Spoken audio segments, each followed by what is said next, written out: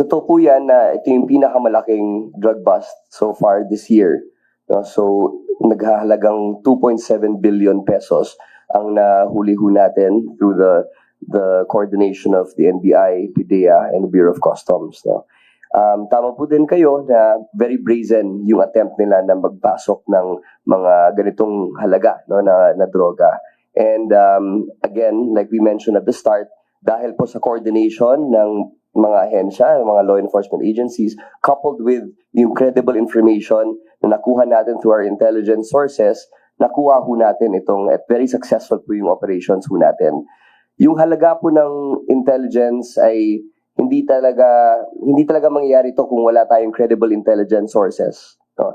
And they came from channels that we have cultivated and grown, and kumbaga inalagaan talaga natin yung mga assets ho natin na kahit saan meron talaga tayong malalaman. So with the coordination, and again, like I said earlier, this is the direction that the President wants us to go, na magsama-sama talaga yung mga ahensya, because his directive is to go against the big players.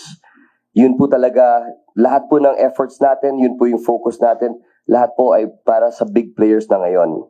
So that is something that we have changed from the previous administration, and we will continue to do and continue to improve as the years go by. Yung importation na sinabi nila, dineclare nila as cartons of vermicelli and custard. Ngayon na ba't nakapasok dun sa box ay itong mga shabu. Bakit 5? Yun pong 3 ay parang sila mga consignees, at yung mga nagpadala, nag-process ay kinasuhan din po natin lahat. Si Oscar Campo Berba ay ang consignee ng Red Shinting. Okay? Kevin Lee Manuel ay customs broker.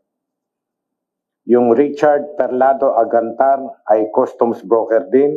Si Karen Villaflor ay chairman ng Freight Forwarding Company ARC Global Movers, at si Ray Baisa Guhilde ay president ng Freight Forwarding Company ARC Global Movers.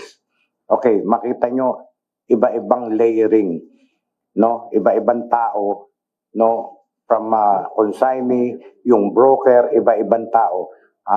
Layering ang tawag namin doon para hindi agad namin matumbok.